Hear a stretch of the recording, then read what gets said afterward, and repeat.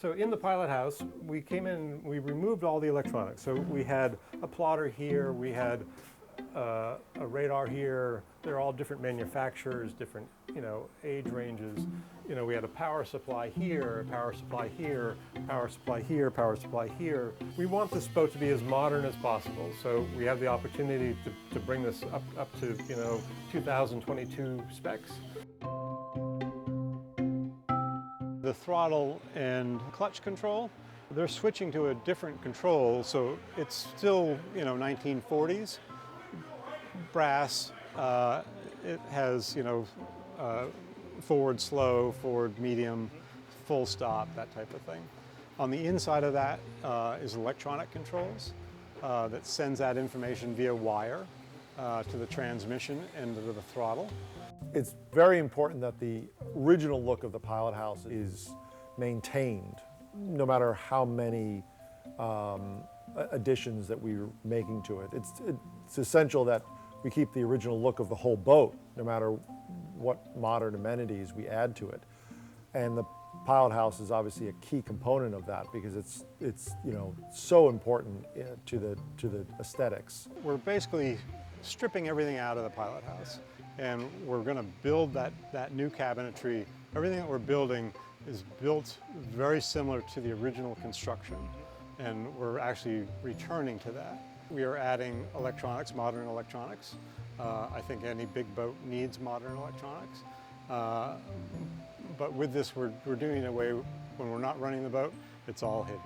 The Garmin plotter, let's say, will be in a drawer, so that panel will pull out like this. A lot of that stuff is going to be behind the scenes. Originally this structure was the only thing in this pilot house long before all these electronics came. I think the story is outside, and you want to, it's looking outside and looking over the deck. The Coastal Queen was built in 1928 and served as a buy boat for which she was built, for which her hull shape comes from. After working her earlier days as a buy boat, she was sidelined for a short time.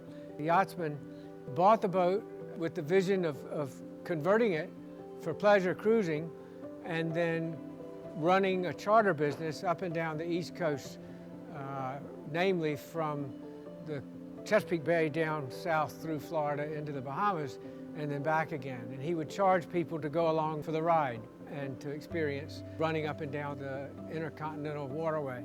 And I think he was one of the earliest guys to pick up a boat and start doing that type of a business, recognizing the beauty of the marshlands and the edges of the east coast of the United States from the Chesapeake Bay south. Coastal Queen is still doing the job that Slade Dale designed her to do, to carry a small number of passengers up and down the coast. You'd say, well, this is a 65-foot boat, only 6 passengers. Well, Coast Guard regulations say that more stringent regulations kick in if you carry more than 6 paying passengers. You can be an uninspected vessel with a maximum of 6 passengers. Another reason that Coastal Queen was the right vessel for cruising the inland waterway is it's relatively shallow draft. So many of the channels of the inland waterway are dredged to 6 feet. You can't carry a lot of depth down here. This is a shallow draft vessel. It makes sense for this type of cruising.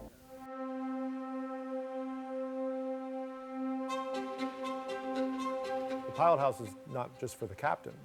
It ends up being a space that a lot of people, all the guests on board, congregate in.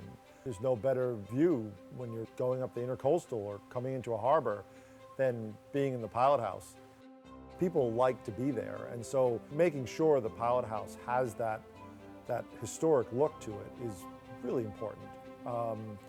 Making sure that it takes people sort of a little bit back in time is a critical component to what we're doing. Well, the bright works, it's very complicated. Some good at it, some not good. Right. But I think I'm pretty good because my name is Ruben Sargent. I'm the bright works finisher at Macmillan Company. Yeah, so we apply the stain Then after we stain, we do 2 coat of sealer, which is wood sealer, and we use flagship. We don't use Epiphan, we use flagship, so we do like 6 straight coats, and then we sand, and then we do another 4 sometime according to how it look. We just leave it like 10 coats, 12 coats.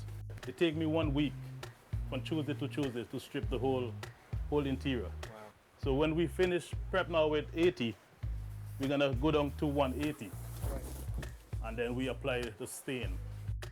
So we're utilizing a different species of wood, but because we're staining it, and Ruben's pretty good at matching wood colors. And it's amazing once this is all stained how consistent it will look. This is cedar. This part is mahogany, this is mahogany. Right. This is mahogany plywood. This mahogany on, I think this is fir.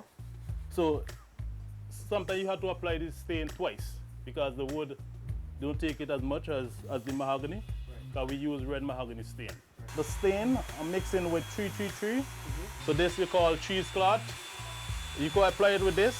You leave it with soaking. And then you take the other side of the cloth, which is cheesecloth, and then you wipe it off, and then you will see all the grain of the. So you see all the grain still. Yeah. Most people do not do the work we do because we work is very technical. We do the best varnish in the whole of America, Macmillan Company. It's a group of 8 guys, very friendly, loving, and the team we have is wonderful. It's the best set of people I ever worked with since I know I work in America. Yeah. At the end of the project, we will have over 16 coats of bright works. Pretty, shiny, glossy, beautiful. Best. The best in the West. We're in the East. All right.